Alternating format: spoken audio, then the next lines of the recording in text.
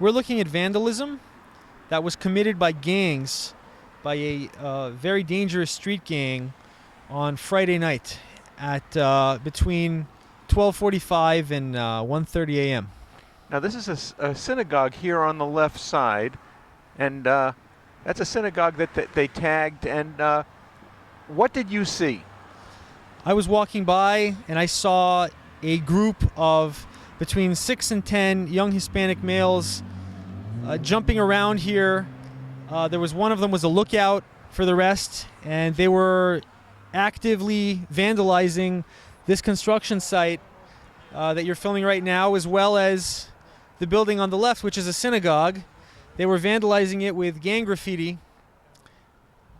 As you can see, the results are pretty extensive.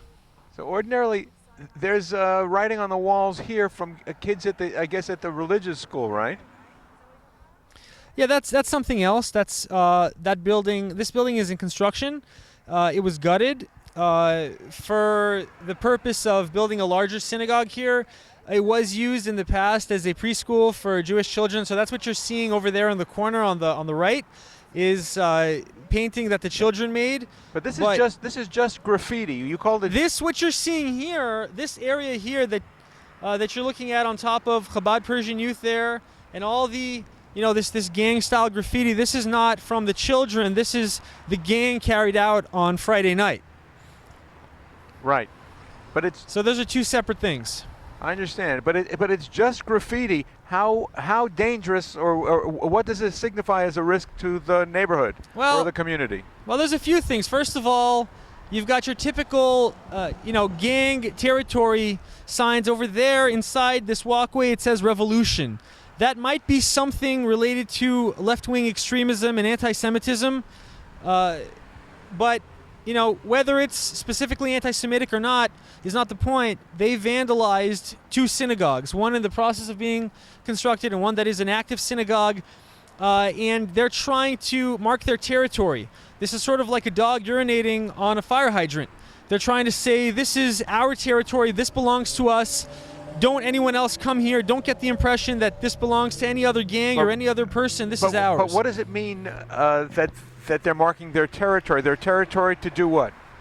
Well, this is typical of gang behavior. This is not a new thing or an isolated incident. There are gangs all over Los Angeles, and there are gangs in other cities as well. And the police, the gang unit was here when these individuals were arrested, and they found out these guys have long rap sheets. They're coming from East LA. They're a well-known gang from East LA.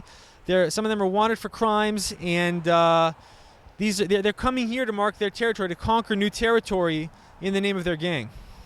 There's no question that this is dangerous because they're starting now by vandalizing synagogues. Eventually, this can lead to much more serious crimes. It could lead to home invasions. It could lead to shootings. It could lead to stabbings, to robberies, and so obviously, this needs to be stopped now while it's limited to gang graffiti and vandalism before it gets to a point of full-out violence against our community. What did they say to you as you were observing them spray painting? Well, they approached me. They started talking to me and addressing me and sort of trying to intimidate me, and they were following me. They wanted to see if I was posing a threat in any way to them. They wanted to see if I was notifying law enforcement. And when they were satisfied that they had intimidated me, they just continued with what they were doing. Well, how did they intimidate you? Well, they were following me all along this fence that you see here, this green fence. They followed me from one end of it to the other end until I had left the area. Were any arrests made?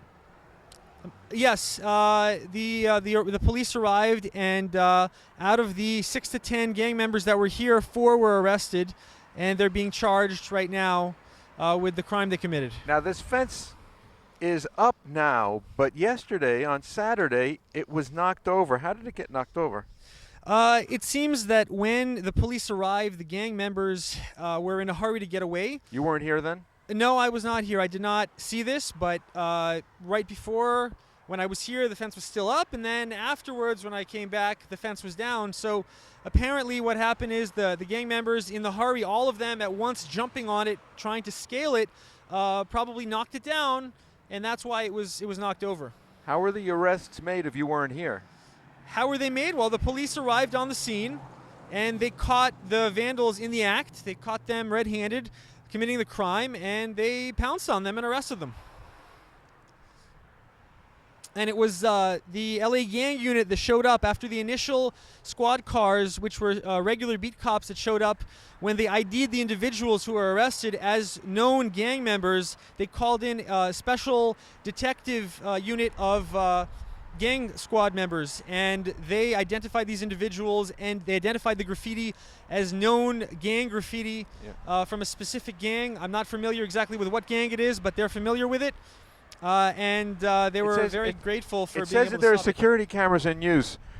Were these security cameras helpful in apprehending, identifying and apprehending the perpetrators? Well, that we have yet to see, because as you can see, the vandals actually spray painted over one of them. The most important one that was facing directly towards the vandalism site, the one on the right here, they spray painted it over. So it could be that very little was actually captured as a result of that. However, it's also possible that until the point where they actually managed to spray paint it over, that it did capture some of their faces, and it would be helpful in identifying the suspects. What is this? This is part of the gang graffiti, and it says revolution. It's different from the rest of the graffiti here, because the other stuff is sort of bizarre gang code. There's all sorts of weird references. One of them says Nuke Borat. It's very unclear what that means. There's bizarre letters in large sort of caricature format. But this here says revolution. Now, a lot of left-wing extremist groups, a lot of anti-Semitic or anti-Israel groups very often use the term revolution in order to address their ideology.